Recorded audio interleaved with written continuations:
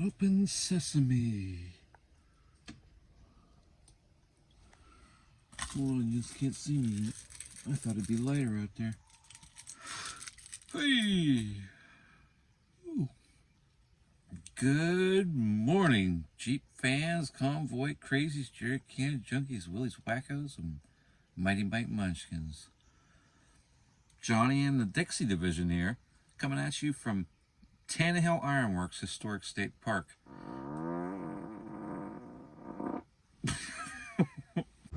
March Unit 1, headquarters. Move out. Lead vehicle heading out of the fairgrounds. Thanks very much to Brown County Fairgrounds. March Unit 2, move out. On the shores of Milk Creek. We're about 25 miles southwest of Birmingham. And apparently, some JROTC kids are supposed to cut. No, cut that too.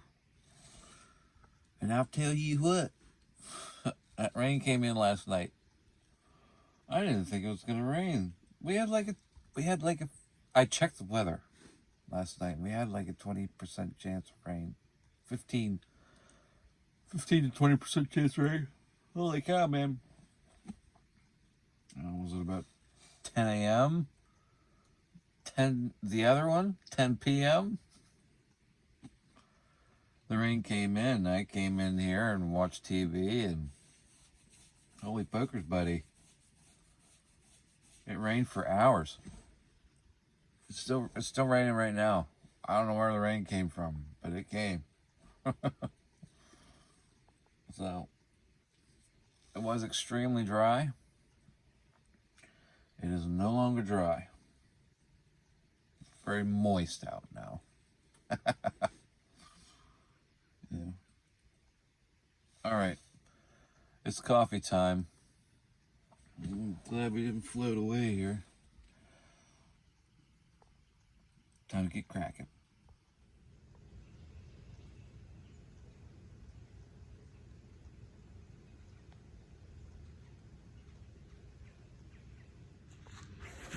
Yeah, I can wash my Jeep now. I don't want it too clean looking. I don't want to win any more awards.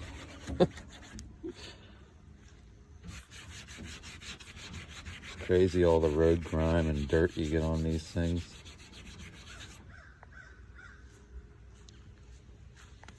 Look what they had at the Bessemer Walmart yesterday. Winter chicken dinner. Got my donkey. Got the awning put out this morning. Lamar came over and was really impressed with this awning, asking me questions about it. You know, I haven't deployed this awning, I was telling him, since East Grand Forks, Minnesota, all the way up past the headwaters of the Mississippi River. It's been quite a while. What is that? Flying beasts of Alabama. Get going. Yellow Jackets, get going. Ruining my summertime fun. Shoo. And they don't listen neither. You swat at them and they they're just so stupid. They smell that sugar and they want it. You're gonna get it. You're gonna get it.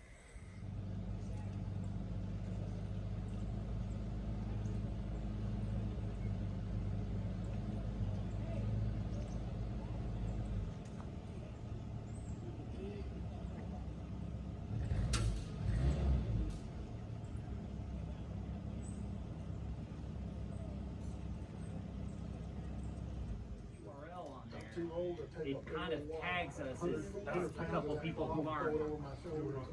We're not with it. But I think everything else is great. And the QR code is cool. And the QR code goes back to the QR code goes back to a server link.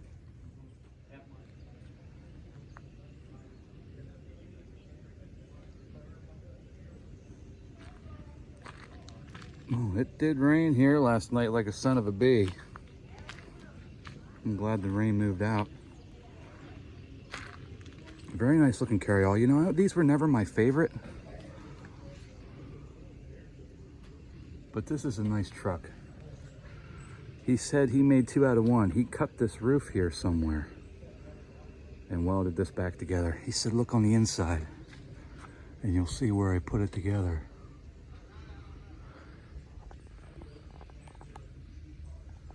Ah, I see. Can't even tell.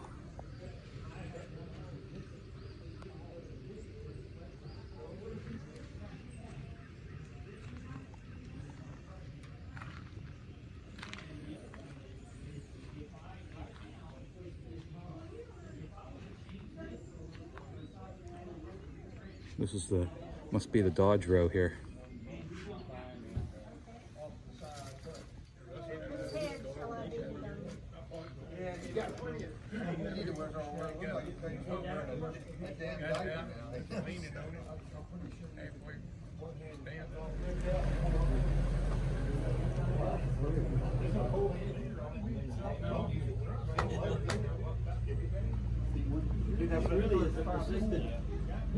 Oh, that's check. Huh? Jeez! Lamar, that's your generator guy. Oh, is it? Yeah. All right. Generator down. Here, the third weekend of every month from March to November. They are for disaster relief, right? Them FEMA ones? Yeah. Right there, Green Hamburger. Oh, it does? He told me, he said, we got, one of the guys got your passes. The guy. Oh, I didn't see that. But anyway, so, but they gotta get here first. By changing the timing a little bit. And the cut bees with the naturally aspirated diesels, they were running, you know, they come from the factory at 135 horsepower. You can't turn those on. Right, because they are what they are. 95 foot-pounds of torque. So they're dogs. Yeah. I guess.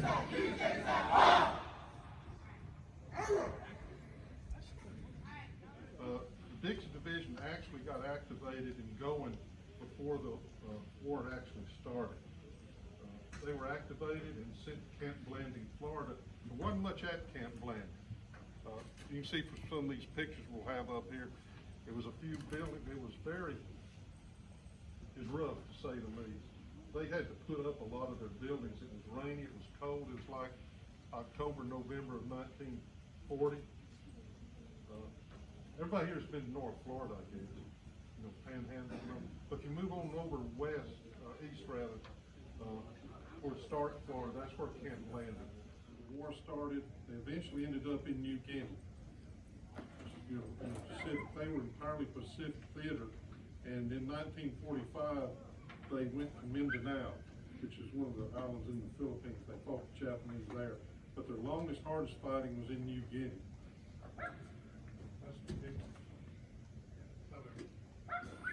Their insignia was the double D.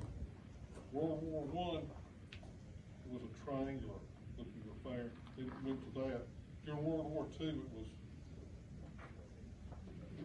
that round insignia that lasted up until about a month ago when the Army deactivated it. They, well, I don't get into politics, but they deactivated they retired the DD symbol.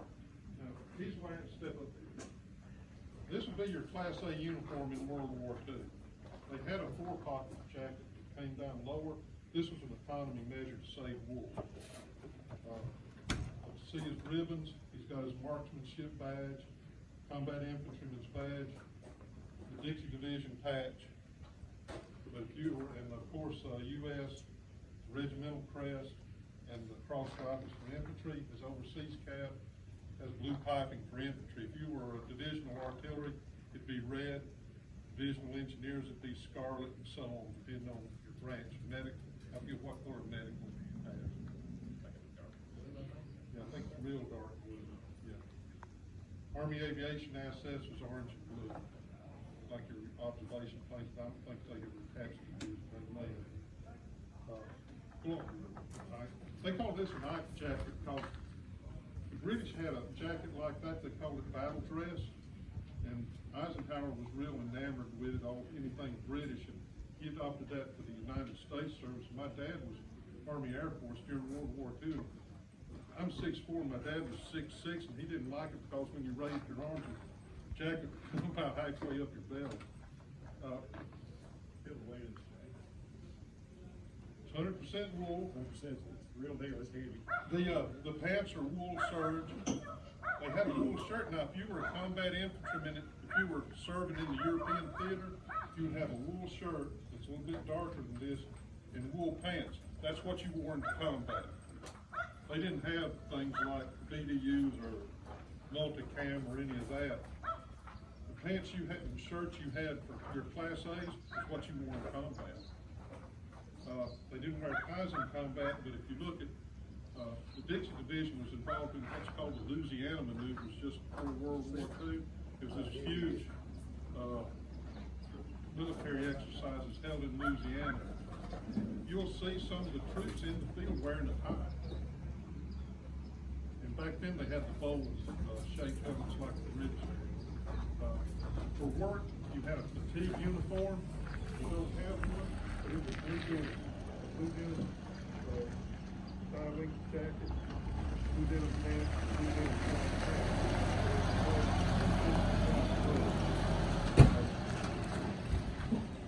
That was a World War II uniform. Also, the belt hadn't changed much. I think they still have a trouser belt like that in the Army, don't they? Okay. Well, the belt, it's the wide nylon one. The Army adopted those fairly recently. You saw those belts like that a lot in special forces and airborne units because that's called an A7A strap. And if you were an airborne unit, you could acquire those, shorten and make your pants belt like that. I was in an airborne unit and everybody had those because they're expendable items. They go on the way to do a draw or something. Just part of it. We had those in black with a black colored brass belt, just like that in the 80s and 90s. And look at his shoes. The shoes, okay, that's called a buckle boot. Those came in mid-war. Double buckle. These, they had an ankle boot that went up to about here, and you wore the canvas leggings on the outside of your pants. And you'll see a lot of pictures of troops wearing those because they used both all through the war. When they were in the Pacific, they didn't wear this. They had herringbone quill cotton olive green uniform. And they had a like a patrol cap. It's also olive green, looked kind of like a Marine Corps cap, but it wasn't as stiff and it's a Marine Corps color. As I said, 167 was the Alabama National part of the Dixie Division. I want to read you a few things. They go back to the 4th Alabama Infantry Regiment of the Civil War. They were in the Army of Northern Virginia. Of course, after the war was over, they became Alabama State Militia, and then the National Guard Act, they became National Guard. They were no longer state militia. And they were in the Spanish-American War. They were in World War I. Anybody ever seen the movie Fighting 69? Okay. There's a movie made around the time of World War II, had James Cagney in it. It's about the New York National Guard 69th Infantry Regiment. And they're at a camp in New Jersey getting ready to go overseas, and they hear a band coming, and the band's playing Dixie, and on the side of the drum it says 4th Alabama Infantry. So they come in, and there was still friction between Southern troops and Northern troops back then. It hadn't been long since the Civil War, but it was kind of good-natured stuff. So they combined the 167th, the Dixie Division, the 69th New York, and others, and made the 42nd, or the Rainbow Division, that went through World War I, and afterwards they broke up, they went their separate ways. So World War II rolls around, 31st Division is its own division. If you watch Saving Private Ryan, you've seen some troops with a round circle patch. It's blue and gray, kind of like the yin yang. That's the blue and gray division, the 29th. They were Maryland and Northern Virginia. 30th Division, which was Tennessee National Guard, they were in Europe also. So you had the 29th and the 30th were Europe. 31st got sent to the Pacific with all the bugs and rain and everything. So that's pretty much the role of the Dixie Division and some of the other divisions in the world, locally during World War II. At the end of the war, when the Philippines campaign was over, Japanese surrendered, everybody demobilized and got sent home. Now, throughout the war, they added troops from other countries. You can look at there's a roll in the back of Dixie Division soldiers who got the Silver Star and the Bronze Star, and you'll see a lot of people from other parts of the country. So what they did, as the division had to grow or you had wounded, they had what was called replacement depots or rebel depots, as the troops called them, and they would just throw soldiers from this country into that replacement depot, and then like 167 says we've had 10 casualties, we need some more to fill out so-and-so platoon. They'd send them troops out of the replacement depot, and you're going in there out of the replacement depot, and your replacement guy's either been killed or wounded to the degree he can't fight. I had a friend that did that during World War II. He went to, lived in Hueytown. He got sent to Le Havre, France, to a replacement depot, and he got sent to the Battle of the Bulge as a replacement for the Battle of the Bulge Gap. So that's how they did things in World War II, and that's why local National Guard units might be specific to a certain state, and you have somebody from Washington or Maine or Michigan or wherever, and that's how they got in. So of course after the war, all that was demobilized, the force shrank down, and then when you had Korea come up, you had expansion. Maybe New Guinea or the Philippines. Okay, New Guinea was real important. Is one of the big islands. Yeah. Where exactly is it?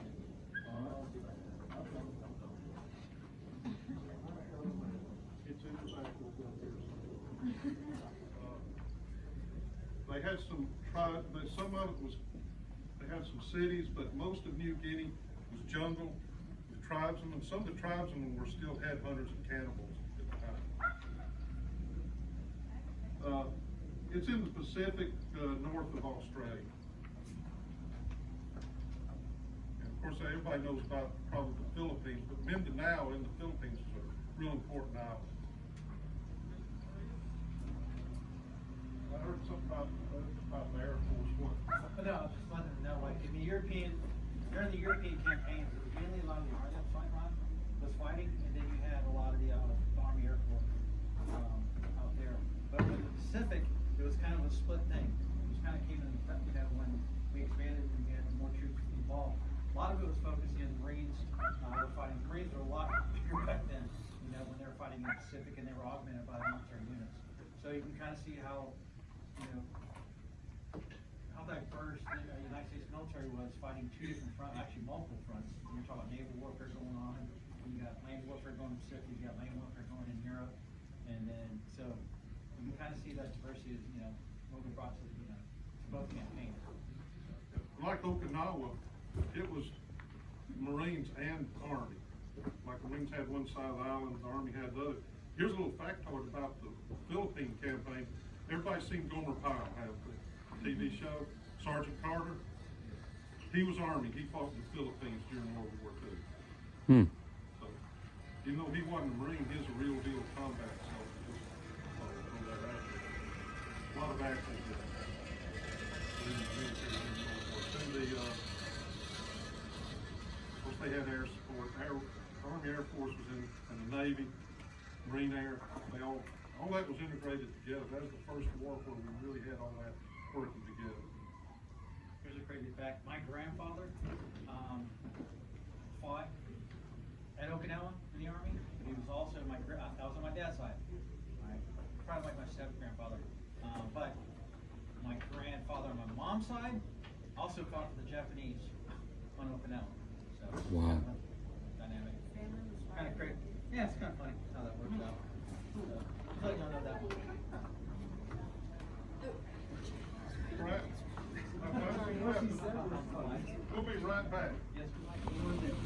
Castro always was.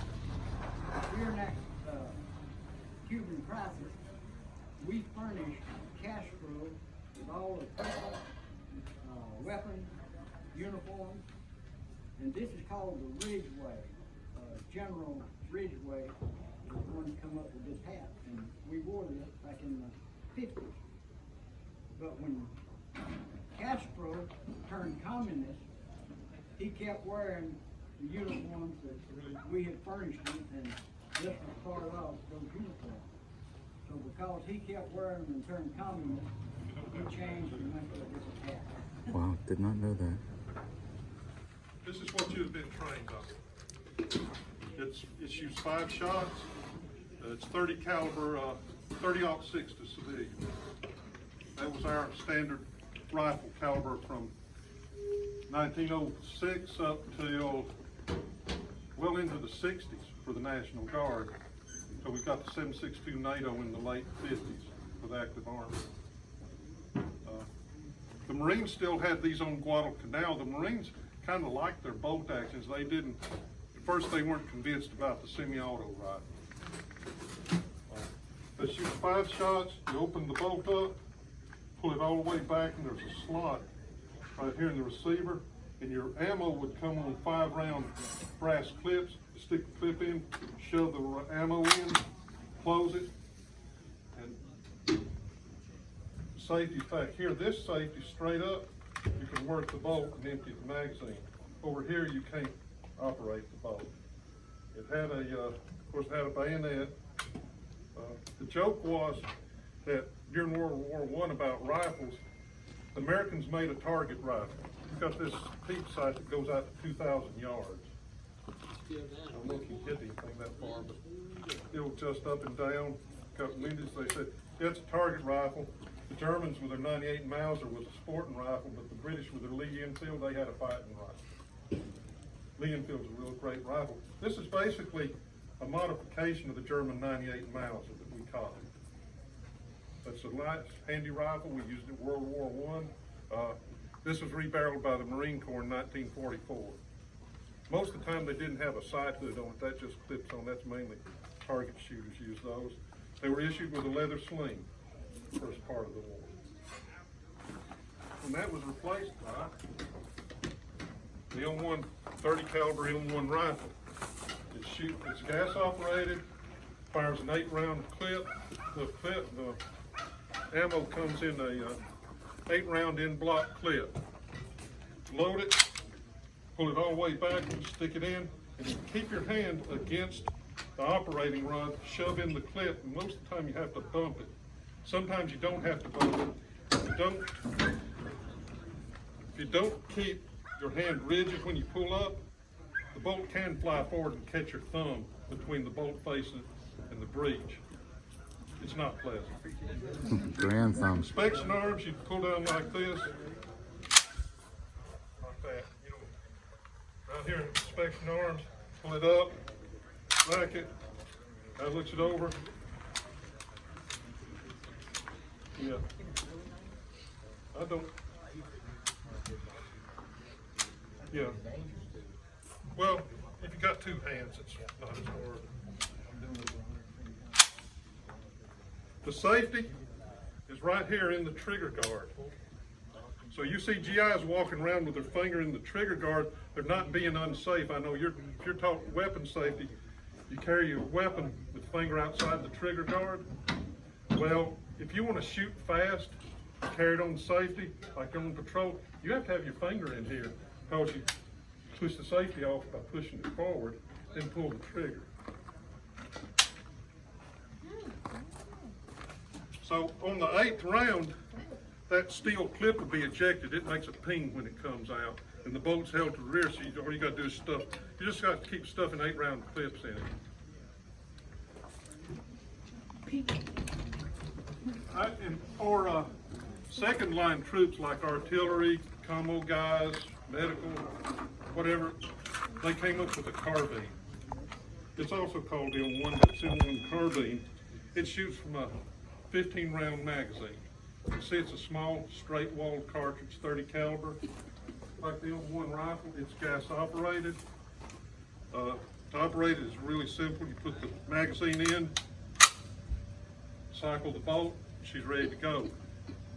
They didn't come out with a bayonet lug until 1945, so you'll see sometimes pictures with GIs with a bayonet lug. If you see pictures of Operation Varsity, which was a crossing of the Rhine in 1945, some of the airborne guys had carbines with bayonet lugs on. It's a real handy little rifle. It only weighs 5.5 pounds. Yeah, all these shoot, they're real.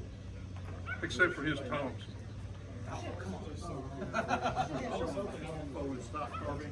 Yeah. They had a folded stock version for paratroopers. Not all paratroopers had the folded stock. The 30-round magazine came out with the M2 carbine, which is just a carbine with some cards added to it for select fire. So you burn through a 15-round magazine pretty fast. So Real they came out fast. with a 30 for the select fire use. Submachine guns. One of the Thompson, we had the Thompson and the M3, which I don't have one here. Grease gun. But this is a 1928 Thompson. 1928 has the pocket handle on top. The simplified M1, M1A1 Thompson, pocket handles on the side. But it's 45 caliber, 20 and 30 shot magazines. The 28s will take a drum, but they found out the drum jammed real easy in field conditions, so they quit using those. 1928 usually has a compensator on the end. My dad was Army Air Force in Italy during the war, and he was issued one of these, 28 Thompson. All the other personnel, he and the line chief and a few other NCOs had the Thompsons. The crew chiefs for each airplane had a M1 carbine, and every air crewman had a 1911 45 pistol in the shoulder holster, which was supposed to be their survival weapon if they were shot down. And I think everybody's seen a 1911. Hello, Old baby. Army 45. We use them from. I think the last National Guard units had these in the 2000s. Marines had some modified ones for their special ops, but it's seven shot magazine, 45 ACP caliber. That's the round right there. David's got a round in his hand. But the Thompson and the 1911 would shoot that round. Yeah, 45 ACP. This is the bayonet for the M1 in the 1903. Some of these bayonets, World War I, they were longer, about 6 inches longer.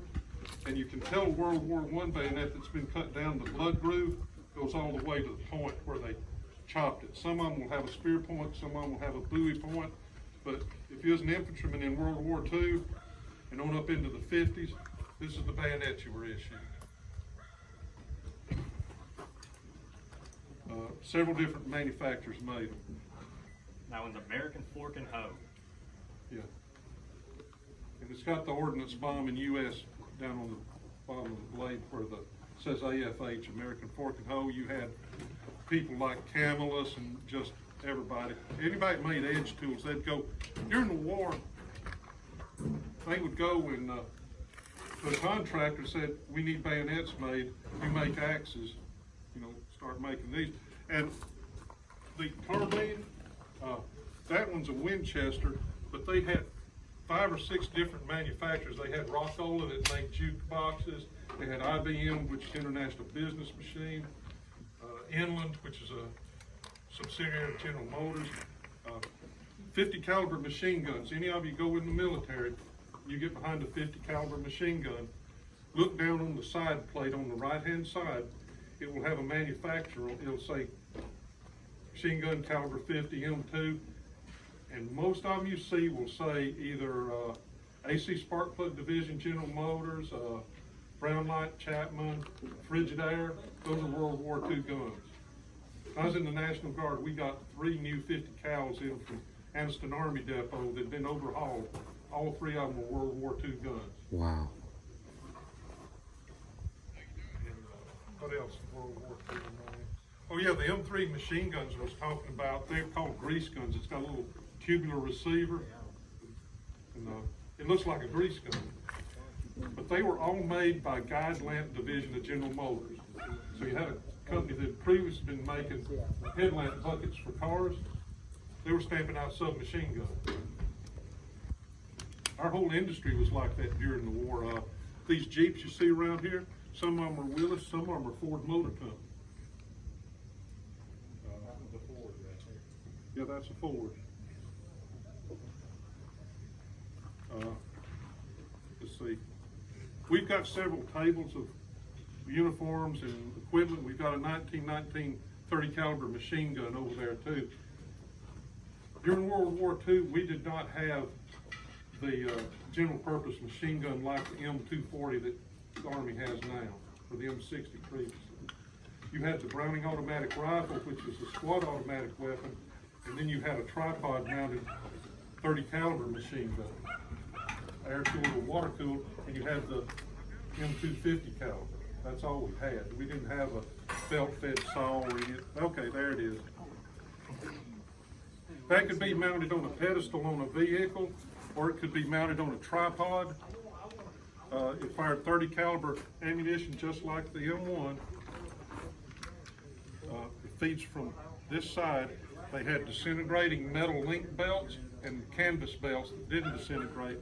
You pull that. No, this thing right here. So it's supposed to not come. Okay, Alan. It's Marine Corps stuff. Okay, it's Marine Corps stuff. Well, what happens, that's a spring-loaded, this is dummy. It's made out of real parts, but this cover lifts up and the ammo goes in the tray, and then you close the cover back down and rack the cocking handle twice, and the empties throw out the bottom just like a 50. Y'all ever get it? Y'all be exposed to that if you go continue in the military. But the sight pops up right here, rear sight's back there. We'll fix that and put it on. So that, I'm sorry, so that 30 cal right there, that with the tripod if you use an A1 that's a water cooled, if I'm right, that you're talking about over 100 pounds total between that machine gun and that tripod. Actually, that tripod weighs more than that. Yeah, the machine gun weighs 30 pounds. Yeah. So these movies where you see John Wayne or somebody picks up a machine gun and starts shooting it from the hip, you might do that, but that's why I saw like two people. One was always carrying a tripod, one was slamming the ground. If you watch your like war book movie like me, slamming it down, guys are putting it together and in placing that machine gun. And it takes two, sometimes always three, because you had a loader and else. You had your AG, which is your assistant gunner, you had your gunner, and normally your AG is probably could be your dude running off the tripod, but that's the one that's always carrying that dang thing across his neck. And it's always a small dude that carries that thing on the line. yeah, it seemed like a small guy also got the DAR. It weighed 15 pounds and shot from a 20-round magazine. But the M2 50 caliber heavy barrel, just the gun weighs 85 pounds. And then the tripod looks like the 30 cal tripod, but it's about twice as big because 50 cal's a big honking round. Don't forget what the ammo weighs. Yeah, the ammo. Ammo weighs a ton for both. The cloth belts for the 30 cal came in 250 round cloth belts. Your little 30 caliber ammo can also had a 250 round non-disintegrating link belts too. So it's just the luck of the draw what you got.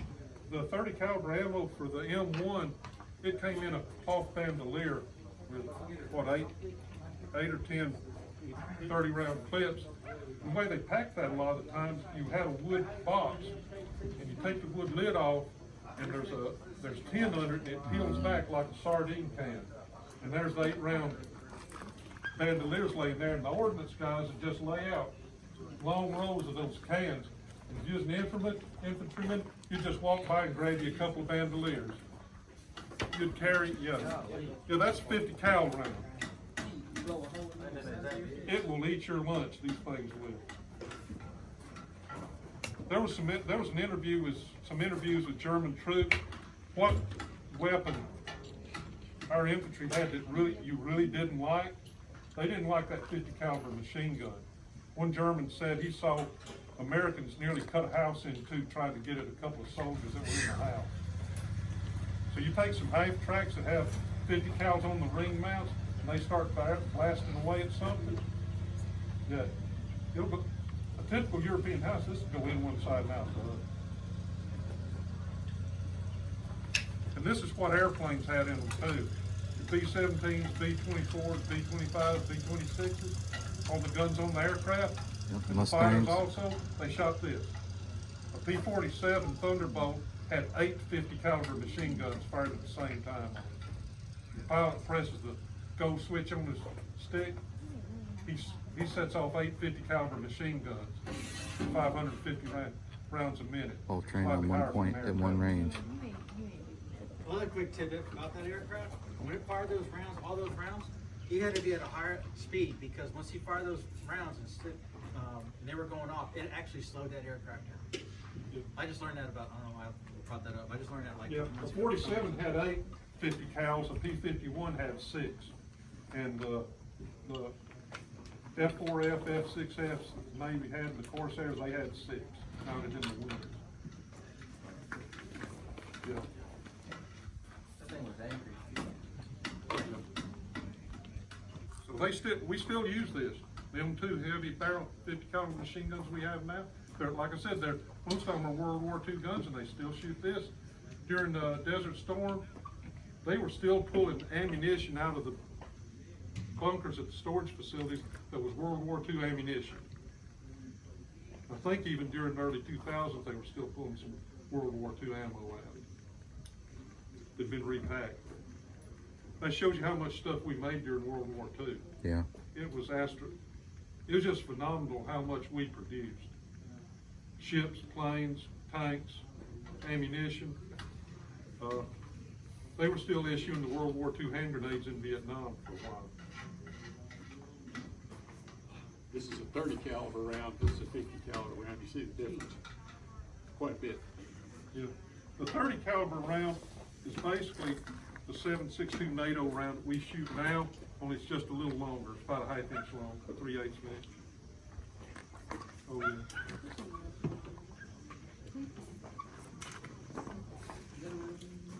Yep, this is a dummy. Trained. Mark The II. Mark II hand grenade, sometimes called a pineapple. It's cast iron. They thought it would, excuse me, fragment along the serrations, but it didn't. Usually just got a couple of big chunks. But it's like today's grenades. You pull the pin, throw it, the lever flies off, fuse starts, 3 to 4 seconds later it goes boom. The M1 helmet came before the first Kevlar helmet. We were still using these in the Guard in the late 80s. I've got my helmet I jumped with. I decided to keep it. I told the supply sergeant I lost it. He did me a statement of charges. You know, it was my helmet. It's made in 2 pieces. It's got a liner and the steel pot that's made out of like chrome manganese steel. So you'll see GIs, you know, shaving in their helmets. They pull the liner out and then you've got a bowl there. You can shave in it, wash in it. You're not supposed to cook in it. Getting it hot destroys the heat treatment. But it's got a webbing liner in it. And you adjust it, and it fits you. The airborne helmet was a little bit different. It had a little bit different suspension, but it still used the same steel shell. A lot of times in the Pacific, you'll see them just wearing the soft caps, especially for patrolling work, that kind of thing. But, yeah, we still use these up until the 80s. And the first Kevlars took over. You see them in Desert Storm too sometimes. Yeah, you occasionally would see them, but yeah, there wasn't many of them. And there's all kind of people made the liners for those. Some of the liners were made by Westinghouse, electrical manufacturing. They were just all, like I said, anybody and everybody was involved in war production during World War II. Some people you'd never think of make military hardware were making military hardware. Okay, come on over here. This is the typical. This is a basic fighting outfit. You had suspenders that went with it. This is your first aid pouch. Didn't have the IFACs like you have nowadays. Even up into my time, we had a pouch on the belt with what I called a first field dressing. You had that. Each one of these pouches holds either two 30-06 1903 clips or one 8-round bandolier. Canteen is aluminum, and you were issued a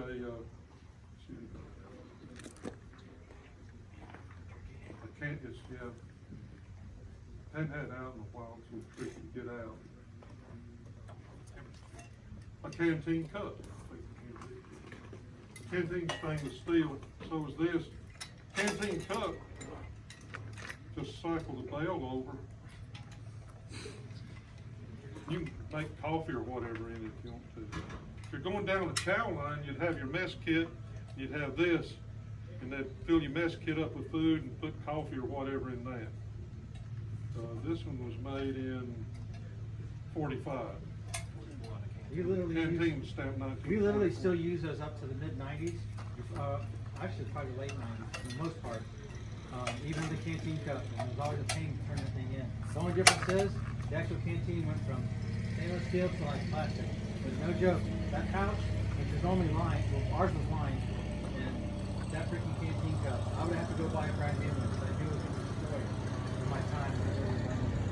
We had to turn it, we had to make it clean and like spots. You're cooking in there, shaving in, all that stuff.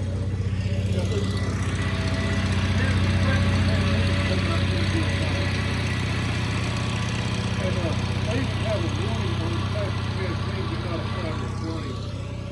Well, that's because some goober evidently put a plastic canteen on a fire. They had these heat tabs or heat bars you could break open and line them, and you could heat your coffee up. It comes with your C ration or later MRE and make coffee or hot chocolate or whatever. GIs got pretty inventive with what they could do with food. They'd like take the cocoa powder and mix stuff with it and make all kinds of things. GIs are very inventive. Questions? You can retire over here to the other tent, and there's all kinds of displays set up. And feel free to look at them. And Steve's cooking for us. Yeah. Yeah. Huh? Are we allowed to pick up the Yeah, guns or yeah. Just be careful with them. They cost a lot of money if you want to replace them. You said all of them are real, except Thompson and the. Well, that's real parts. I think that's a blank part. That's gonna show you all. Eddie, let me answer the question, then you can go. Okay, you. Was the Enola Gay a B-29. B-24 had 4 engines and twin rotors. That's what my dad worked on. Anybody else? Yeah. How much is the helmet? The helmet, it depends, like all this stuff, it depends on condition, who made the liner, all that. I'd say a fully kitted out helmet like that, $100 plus. But sometimes you can go to yard sales and flea markets and put one together. Yeah. How good was the Cardinal? The 98K? Cardinal, yes. Yeah, it was an excellent rifle. It was as good a rifle as our 1903 Springfield. People still use them today. Yeah. They'll have what? Well, they had, on the planes in World War II, they had what they call free flight rockets. They could hang them under the wings, and basically the plane would use as gun sight to aim the plane on a target and then push a switch and fire the rockets off. Accurate as they were as good as the pilot was. Depends on how close he wanted to get in, or well, they spread out pretty good. It is an aerial weapon. Like you see some troops, or like if you saw these Big fuel truck or vehicles something. in the open, come roaring in over the ridge and just fire a volley of rockets at it. Yeah, it's gonna hit something. Okay, y'all can go, man.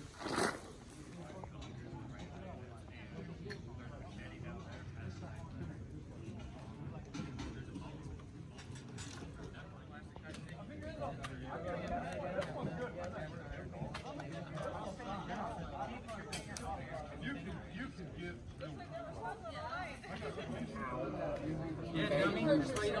No, I had it go back right in my ear. I had released the mag and I had that go all the way back. You gotta reload the magazine if you do that. And you see he has the. This is You're probably doing it exactly like I should have done. You got it here to be. no, it's not wanting to go in, the magazine might be, clip might be thin. No, there it goes in. Yeah.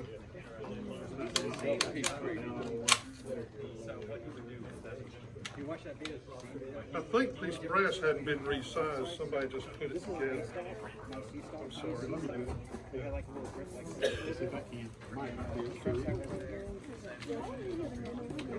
Yeah, the brass hadn't been resized, I didn't know that. Yeah, we'll have to work on it to get it out. It's not down all the way. Yeah, it's not close. Somebody made these dummy rounds, they didn't resize the brass down where it go in. And, they're not good dummies. Oh, you have to tell.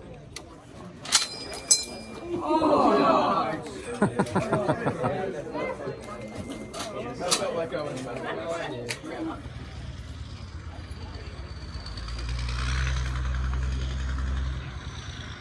Oh, that's a 788, isn't it?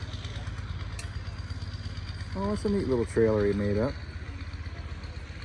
Oh, that's cool.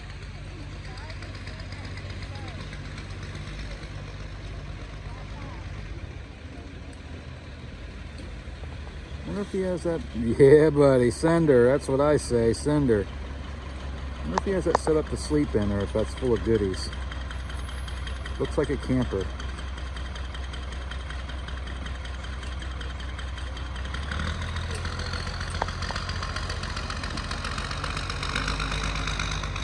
That there looks like it needs to go in a convoy to me.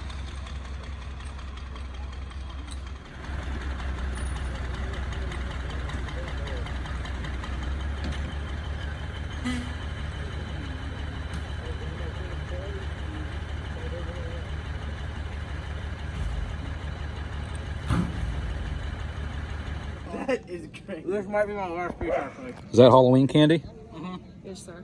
All right. Yeah, that was my last piece.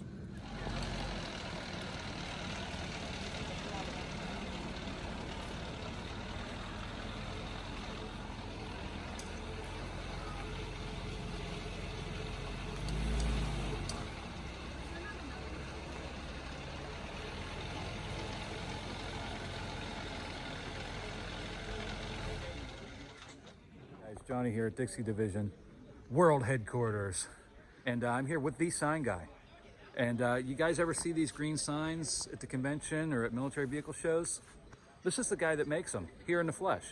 So can you tell people out there a little bit about your business and how they can get a sign if they want one made? Sure. I've had my World War II, it's a 1942 Ford GPW for 25 years. And I've always had a sign just to tell the history of the vehicle. And one of the guys at our club said, hey, can you make me one?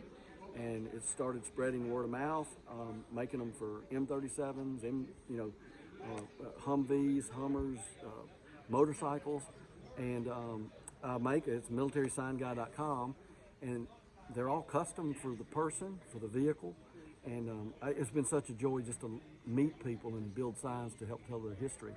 So it's just I'm not next to my Jeep right now, but people are reading and why my Jeep's marked this way or where it served. So it's been a joy just to meet people like yourself and share history of vehicles by signs. So it's great. Yeah, likewise. It's been an honor, and I never thought I would meet the sign guy in person. Everybody used to call me that, so I actually broke down and built a website, and it's militarysignguy.com. So I thought, well, that's the name, so it stuck. It stuck. So, but no, I appreciate you stopping by Alabama, and you've been on a long trip, so you got a little bit further to go. But yeah, a little bit, but this stop was totally worth it.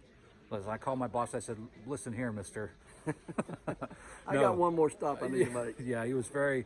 He worked with me. He's a great. Too bad we have a Alabama football game. We could have taken you down there. Roll Tide, roll! Right, Don't give a piss about nothing but the Tide. That's it. I'm catching on already. That's it. I love this state. So military sign guy. He's the guy. Get you one. There you go. It was looking, you can see the Jeep itself, but phew, it was a bit rough, and then now you can see it. It looks a little better. It sure does. Look at still, that view. I'm still buying parts, getting this, but sure. Yeah, it took 8 months of weekends and nights. But just got to refresh. Very cool. Well, nice talking to you. I'll send you an email. See those 2 links. Yeah, I would. I would like to see that.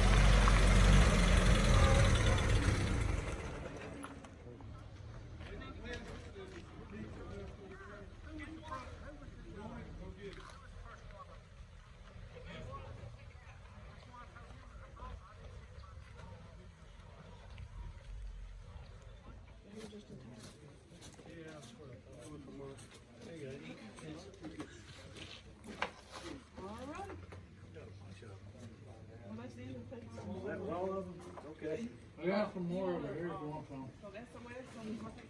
We just grabbed the box so it wouldn't go missing. Do what now? There's some more here. Oh, y'all got a box. Okay. Wow.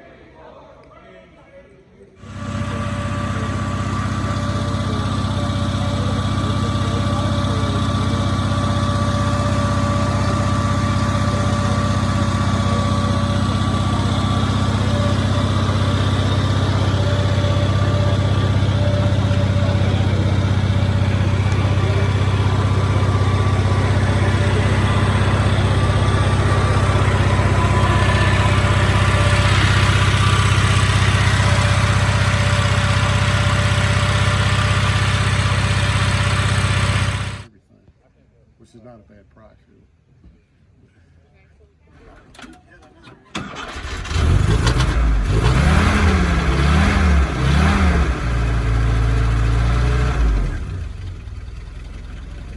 Look at that, purring like a kitten. Yeah, it's just real cold natured. It's got once the engine gets up to operate, it's just pretty good, but it likes to stumble at this speed, right, when you first start it. Well, like a woman, fussy when they're cold. They're always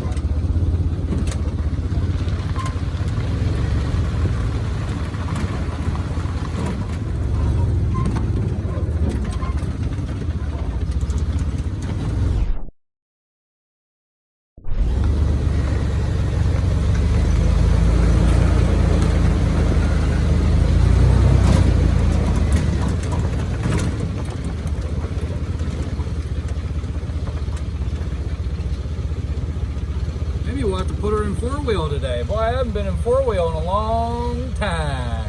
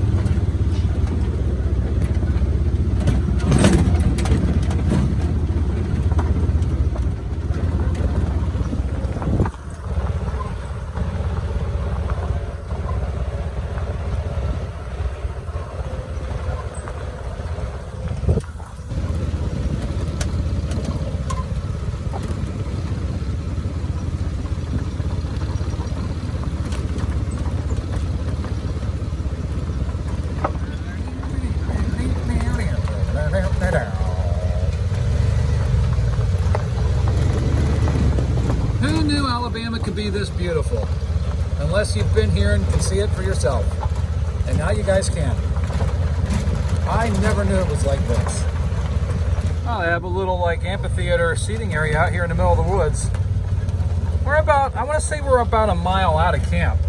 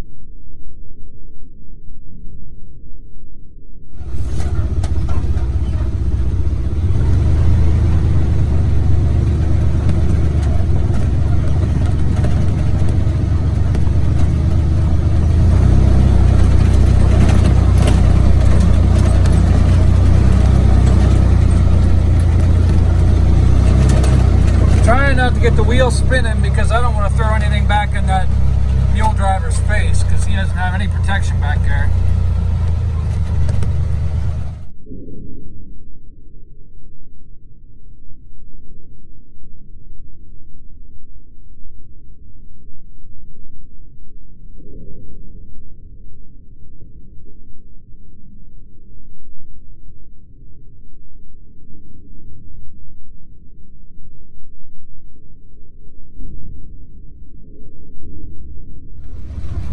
Hard to port.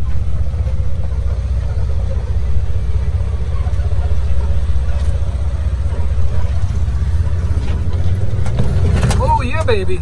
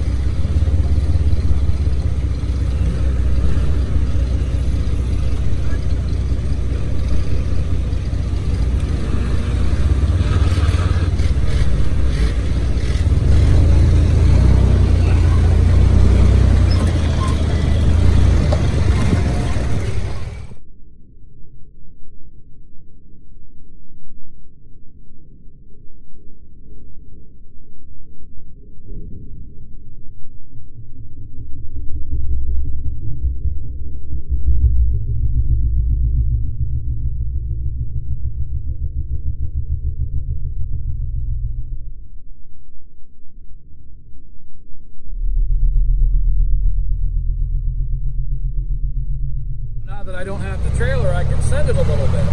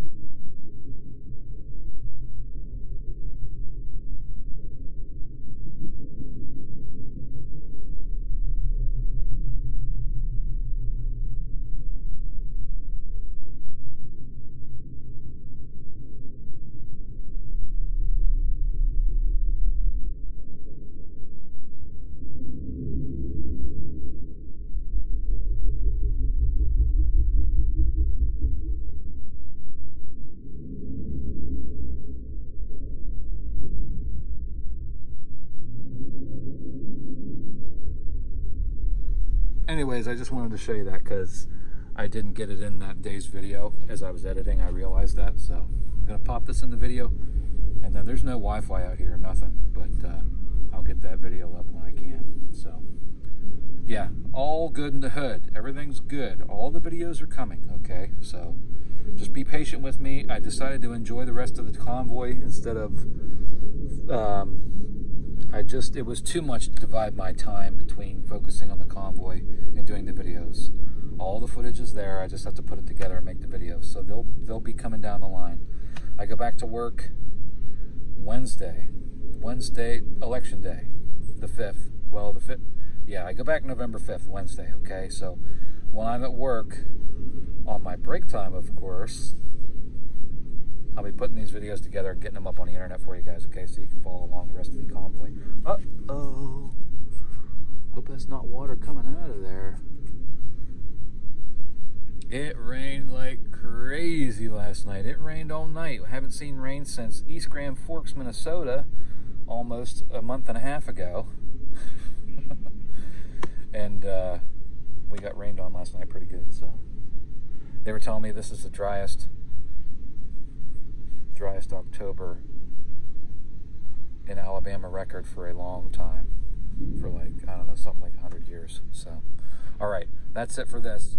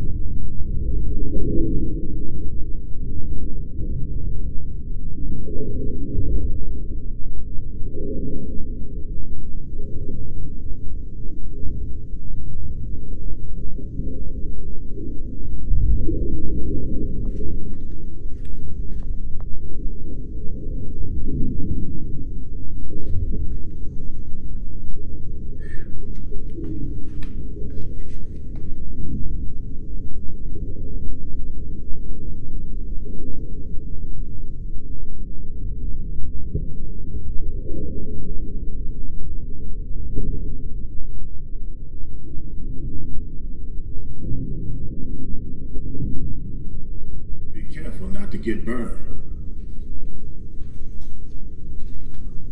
I left Tennessee last year to run the furnaces for Sanders and Alexander. I think this is the best opportunity I ever saw to make a go of it. That is, if this war ever ends and we can make a profit. Anne sends her regards. We just arrived from Selma, sent here by the Niter and Mining Bureau to find out what's holding up production. 32 tons of pig iron from Tannehill should have been shipped to the gun foundry last week. We gotta get things a-going.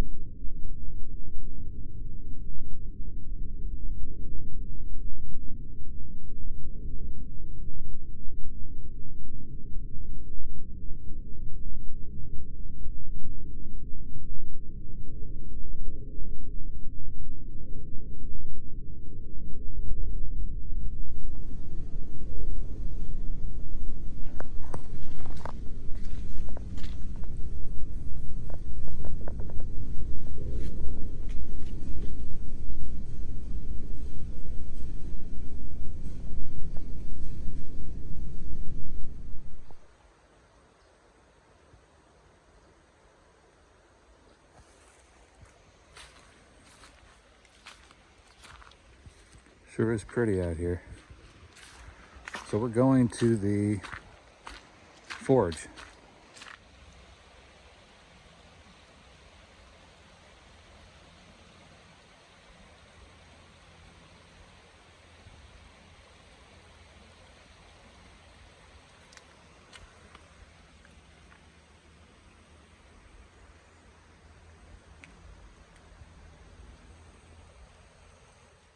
Let me tell you something. This place makes the little forges we have in Pennsylvania, man, puts them to shame. This is an impressive facility here. I can only imagine what it was like back in the day. Look at this.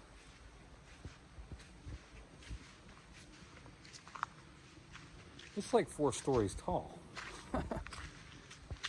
Now, I understand there were slaves that worked here, were forced to work here. And for better or worse, that is a part of the historical tapestry of this country. This history is a part of our history. And I think it's important to remember that.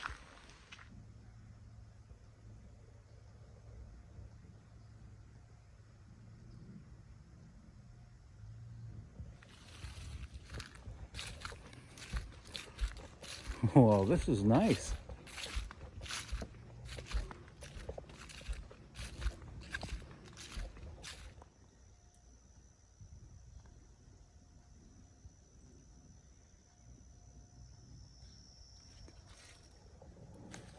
Look at the beautiful stonework on that. And you know, that's not stone faced, those are cut stones. Just beautiful. I'd be proud to live in a building like that. Just gorgeous.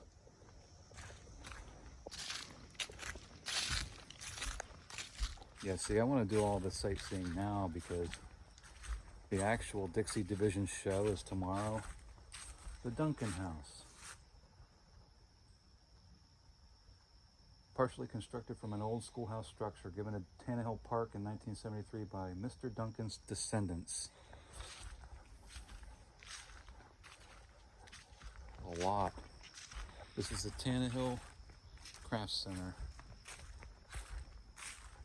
From what I understand, artisans and craftspeople do vintage craft works in these buildings.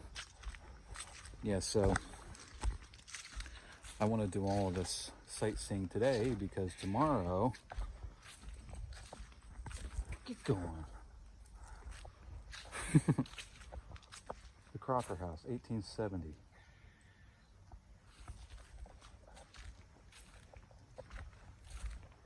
I'm gonna probably be busy all day tomorrow.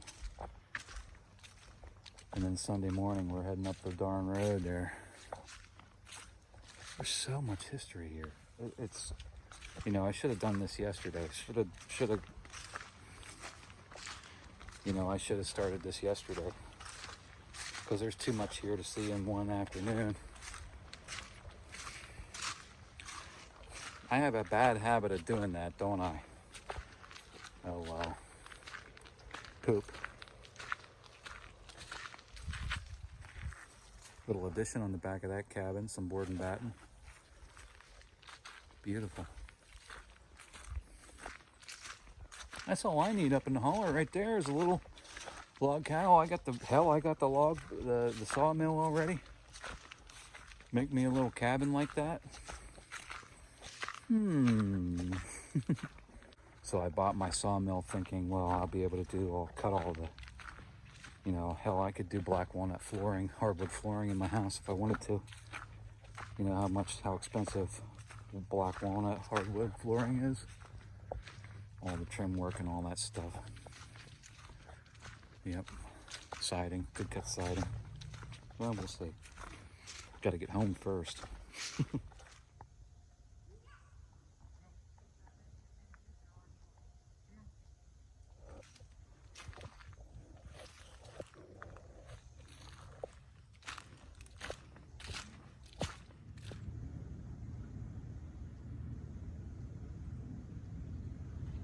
Some bloody battles were fought in these United States.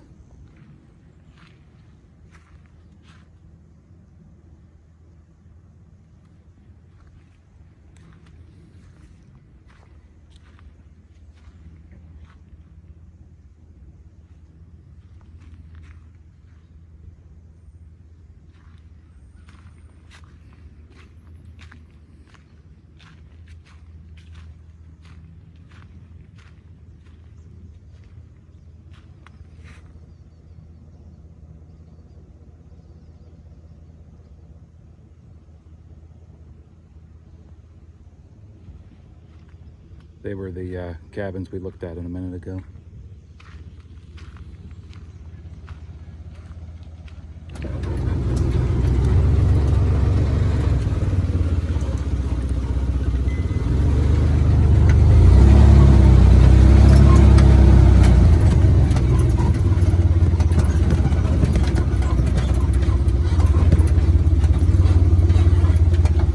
Let's get this tree the hell out of the road here.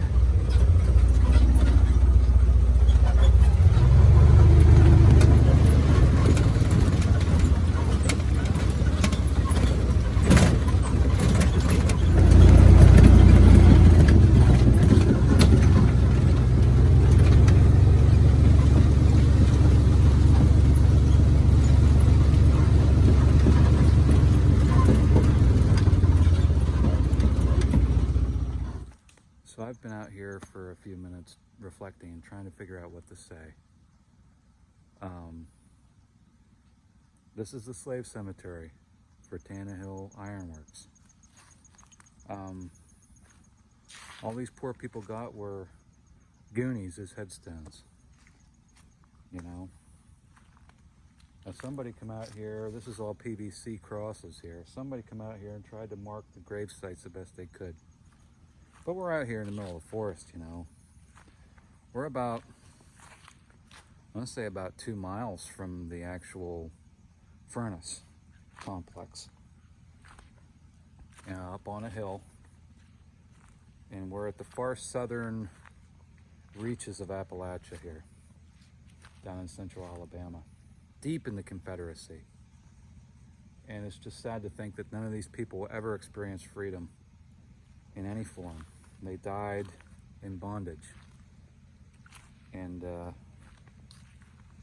you know, we shouldn't be scared to talk about that.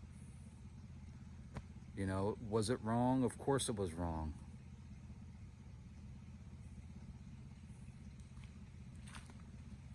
But on the other hand, you know what? I'm going to be transparent here. I think the South could do these grave sites better justice than PVC crosses in the ground.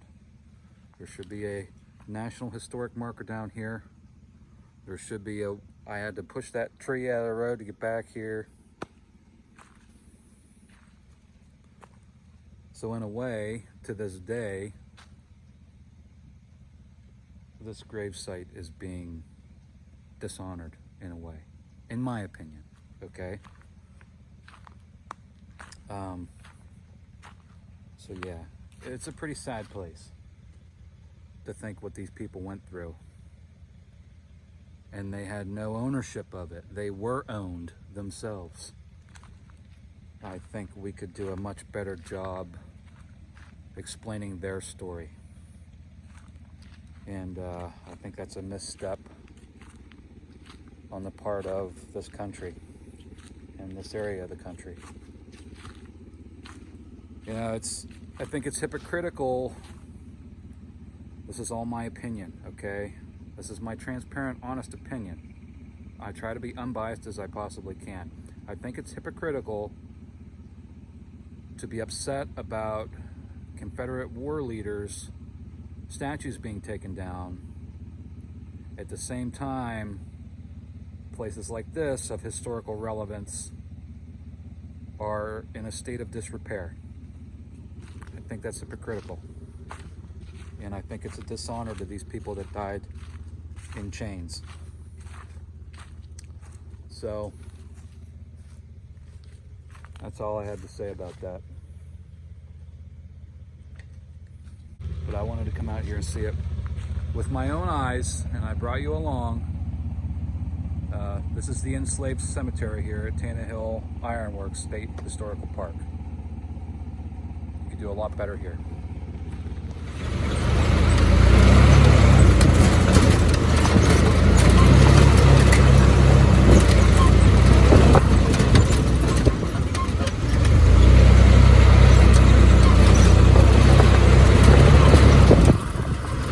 Oh, watch that big goonie. Catch that big goonie.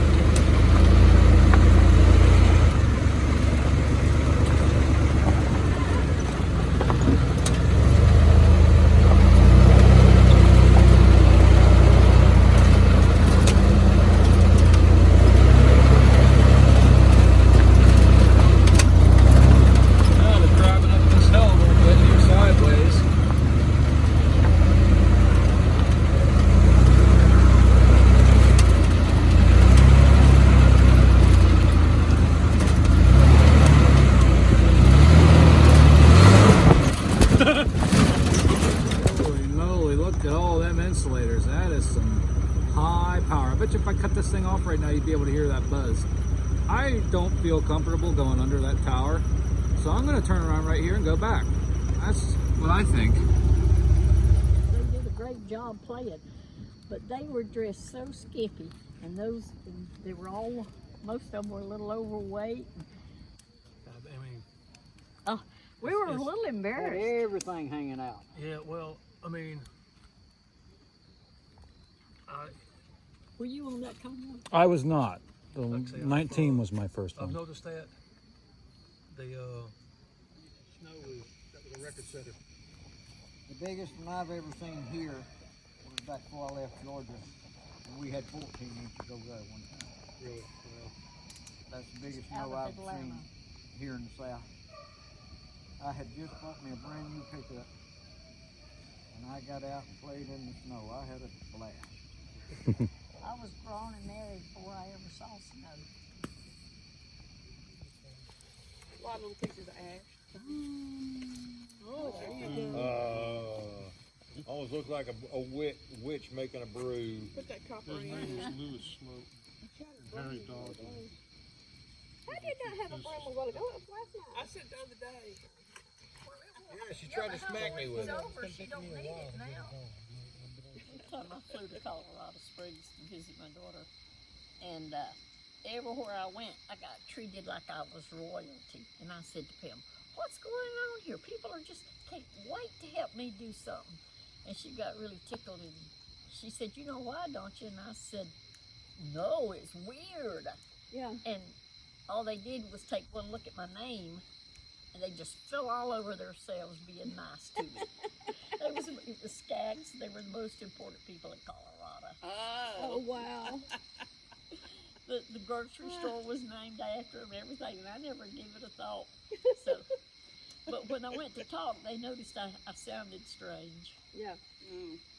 Well, the next time the Southern accent came in handy, Brent was a baby. My mother was keeping Brent, and I worked at a travel agency. And the travel agency sent us to Nassau for a familiarization trip, is what they called it. Well, back then, all you had to have was a voter registration card to get back in the U.S. So we flew back into Atlanta. One of the guys in the group I was with was down there, and that immigration agent was just tearing him up. "I can't believe you left blah, blah, blah, this country, and you didn't bring blah, blah, blah, blah, and just proper authorization, blah, blah, blah, blah." And I'm thinking, oh, Lord help me. My mama has to bring the baby and my birth certificate to Atlanta. She's going to kill me. So I get up there, and the immigration officer says, where were you born? I said, Birmingham, Alabama. He said, come on in. I promise you, that's a true story. We was coming back out of Canada into the U.S. and little old young border officer, he just kept asking me question after question. And this old border patrol walked up behind him and said, "Leave them folks alone. They just want to go home." I went to Canada with my parents. And sometimes they're doing it because they want to hear your accent. I think you're right. Yeah, they did. They do.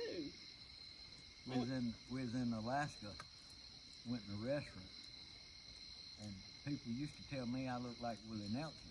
Oh yeah.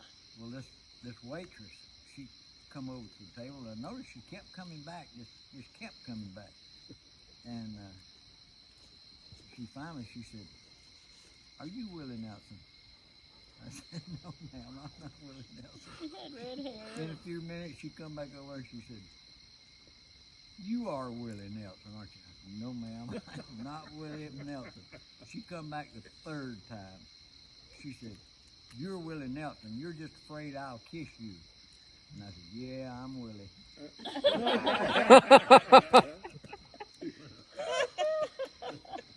We were coming back, it was in South Carolina on our way to Aberdeen, and we went to that Dollywood, to that show that they do. Yeah. And it was about 11 o'clock when we got out, and traffic was still in Myrtle Beach, thick as thieves at 11 o'clock. We were in the Bluebird and we were coming home, and these cars would pull up beside us at the edge. "Hey, Willie!" And he'd ignore them, and then one of them, a red light caught us, and they yelled, "Hey, Willie, who else have you got in there with you?" and his hair was short, but it was red, and he looked like Willie Nelson for his smaller brother. I wore my beard a lot longer back then. Yeah, and he looked just like Willie, especially with the hat on.